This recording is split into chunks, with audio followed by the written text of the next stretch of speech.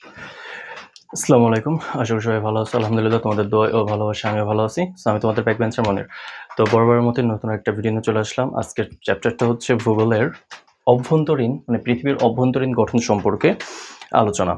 So এই আলোচনাটা থেকে আমরা আজকে বলে দিব যে এইখান থেকে কোন ধরনের প্রশ্ন আমাদের মূলত সৃজনশীলে আসে বা কিভাবে প্রশ্নের গেটআপটা এবং অ্যান্সারটা আমরা কিভাবে করব A to Z পৃথিবীর অভ্যন্তরীণ গঠন সম্পর্কে A to Z আজকের ভিডিওতে আলোচনা থাকছে। তো চলো ক্লাসটা শুরু করি এবং আমরা মনোযোগ সহকারে ক্লাসের সম্পূর্ণটুকু না টেনে দেখার চেষ্টা করব।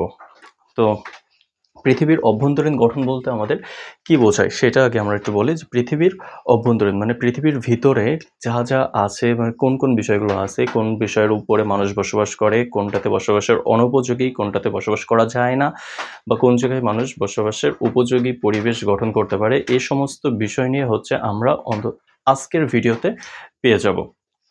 তো আমাদের প্রথমে দেওয়া আছে হচ্ছে এই একটা চার্ট। আমাদের এই চার্টটা হচ্ছে দুই ধরনের হয়ে থাকে, চিত্রটা আমাদের পরীক্ষাতে দুই ভাবে আসে।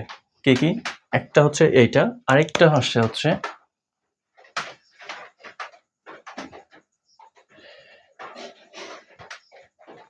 এইভাবে।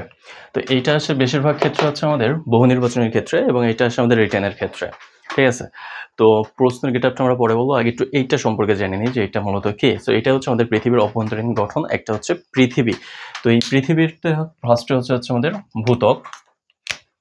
এই পৃথিবীর অভ্যন্তরীণ গঠনকে হচ্ছে আমাদের তিন ভাগে ভাগ করা হয়েছে। নাম্বার 1 ভূত্বক, নাম্বার 2 হচ্ছে গ্রহমণ্ডল, নাম্বার 3 হচ্ছে কেন্দ্রমণ্ডল। এই প্রত্যেকটা মণ্ডল কাকে বলে সেইটা সম্পর্কে আগে আমাদের জানতে হবে এবং মুখস্থ করতে হবে যে ভূত্বক কাকে বলে, কেন্দ্রমণ্ডল কাকে বলে এবং গ্রহমণ্ডল কাকে বলে এবং এদের বিস্তৃতি এবং এদের আয়তন, গঠন সকল বিষয় সম্পর্কে আগে আমাদের মুখস্থ রাখতে হবে। তাহলে আমরা হচ্ছে পরীক্ষাতে যদি এইটা আসে আমরা অটোমেটিক্যালি পেরে যাব, আদারওয়াইজ বলে সম্ভব না। সো আমাদের মাস্ট বি সংজ্ঞা মুখস্থ রাখতে হবে এবং সংজ্ঞা জানতে হবে। তো এই হচ্ছে আমাদের সেই তিন ভাগ। নাম্বার 1 ভূত্বক, তারপর নাম্বার 2 হচ্ছে গ্রহমণ্ডল এবং কেন্দ্রমণ্ডল। এই কেন্দ্রমণ্ডলকে আবার হচ্ছে দুই ভাগে ভাগ করা হয়েছে। একটা হচ্ছে অন্তর্কেন্দ্র, একটা হচ্ছে বহির্কেন্দ্র এবং গ্রহমণ্ডলের বিস্তৃতি দেওয়া আছে হচ্ছে 2885। তো এইটা হচ্ছে মূলত আমাদের পৃথিবীর অভ্যন্তরীণ গঠনের টুকটাক পরিচিতি যে অভ্যন্তরীণ গঠনকে কয় ভাগে ভাগ করা হয়েছে এইভাবে। আর চিত্রটা আমাদের এইভাবেই আসবে। এবার কথা হচ্ছে আমাদের এখান থেকে পরীক্ষায় আমাদের কোন ধরনের প্রশ্নটা আসতে পারে, জাস্ট সিম্পলভাবে আমি বলে দেওয়াচ্ছি, জাস্ট পরিচিতির উপরে। তো পরীক্ষায় আমাদের প্রশ্ন হবে হচ্ছে এরকম, আমরা একটু আগে এগুলো মুছে দিই।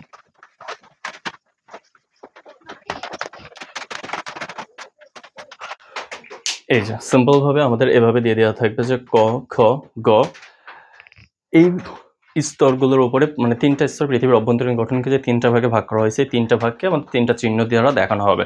সো সর্বপ্রথম আমাদেরকে জানতে হবে হচ্ছে ওই যে তিনটা স্তর কি কি এবং কোন জায়গায় কোন স্তরের বিস্তৃতি, এর আয়তন এবং বিষয়গুলো যদি আমরা জানতে পারি তাহলে আমরা হচ্ছে এই চিত্র এইটা দেখে এবং এই চিহ্ন দেখে বলে আমরা অটোমেটিক্যালি বলে দিতে পারবো যে এইটা হচ্ছে আমাদের পৃথিবীর অভ্যন্তরীণ গঠনের কোন স্তর।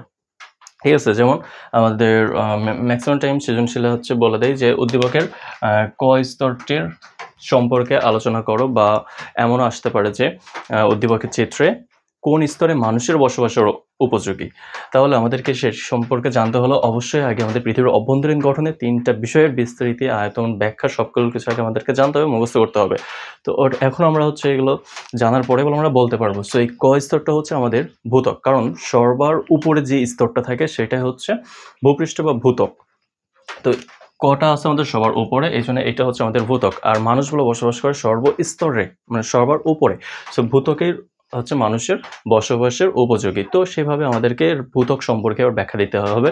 ভূত্বক কিসের মাধ্যমে গঠিত, যেমন শিয়াল, সিলিকন এবং ম্যাগনেসিয়াম বা অ্যালুমিনিয়াম এর গঠনের মাধ্যমে হচ্ছে আমাদের ভূত্বকটা আছে এবং এর বিস্তৃতি 5 কিলোমিটার। সো এইভাবে অনেক বিষয় আছে আমাদের। তারপরে হচ্ছে যদি বলে আমাদের উদ্দীপকের খ স্তর সম্পর্কে হচ্ছে আলোচনা করো বা হচ্ছে খ স্তরের বিস্তৃতি সম্পর্কে ব্যাখ্যা করো। তো সবার আগে আমাদেরকে জানতে হবে উদ্দীপকের খ স্তরের নামটা কি বা খ স্তরটা কি। খ স্তরটা হচ্ছে আমাদের গুরুমণ্ডল। খ স্তরটা হচ্ছে আমাদের গুরুমণ্ডল। আর এবার সেমভাবে যে দেখো এইভাবে প্রশ্ন করে যে উদ্দীপকের গ স্তরে কি বসবাসের উপযোগী, অথবা যদি বলে যে না উদ্দীপকের কোন স্তরে মানুষের বসবাসের, তিনটি স্তরের ভিতরে কোন স্তরে মানুষের বসবাসের উপযোগী এবং সেই স্তরের নাম সহ ওটা ব্যাখ্যা করো। এই টাইপের যদি আসে সেক্ষেত্রে আমাদেরকে লিখতে হবে যে অধিবাক্য ক খ গ এই 3টা স্তরের ভিতরে ক স্তরটাই হচ্ছে মানুষের বসবাসের উপযোগী। কেননা ক স্তর হচ্ছে ভূত্বক, খ স্তর গুরুমণ্ডল এবং গ স্তর হচ্ছে কেন্দ্রমণ্ডল। তো এই 3টা স্তরের ভিতরে ভূত্বকে হচ্ছে আমাদের মানুষের বসবাসের উপযোগী। তো এইভাবে হচ্ছে আমাদের লিখে দিতে হবে। ঠিক আছে। সো এইটা হচ্ছে আমাদের খুব একটা ইম্পর্টেন্ট একটা টপিক ছিল বা বিষয় ছিল, যেখান থেকে আমাদের ম্যাক্সিমাম টাইমই হচ্ছে পরীক্ষায় প্রশ্ন আসে এবং এভাবেই সৃজনশীল আমাদের ঠিক সেম এই চিত্রটাই দেওয়া থাকে এবং প্রত্যেকটা পরীক্ষাতেই দেখবা যে ভূগোলে যদি এই অধ্যায়টা যাদের পরীক্ষায় আছে তাদের এই প্রশ্নটা আসেই। সো ভিডিওটা ভালোভাবে বোঝার চেষ্টা করবা এবং না বুঝে থাকলে অবশ্যই কমেন্টসের মাধ্যমে জানিয়ে দিবা। মূলত এটিই ছিল হচ্ছে পৃথিবীর অভ্যন্তরীণ গঠন সম্পর্কে আলোচনা এবং এখান থেকে কোন ধরনের প্রশ্ন আসবে এবং পরীক্ষায় কোন টাইপের প্রশ্ন আসতে পারে। সো এই প্রশ্ন আসলে কীভাবে আমরা লিখবো তার শর্টকাট ওয়ে এবং ব্যাখ্যাটা আমি দেওয়ার চেষ্টা করলাম। সো যে যেখানে বুঝতে পারো না অবশ্যই কমেন্টসের মাধ্যমে জানিয়ে দিবা এবং আদার্স কোনো টপিক্সও যদি জানা থাকে, জানার আগ্রহ হয়, সেই টপিক্স অনুযায়ী বলে দিবা। আমি সেই টপিক্স অনুযায়ী একটা করে ভিডিও প্রদান করে আপনাদের সামনে তুলে ধরবো, যেটাতে বুঝতে আপনাদের অনেক সুবিধা হবে। তো দেখা হচ্ছে নতুন কোনো টপিক্স নিয়ে, নতুন কোনো আলোচনা নিয়ে। আল্লাহ হাফেজ।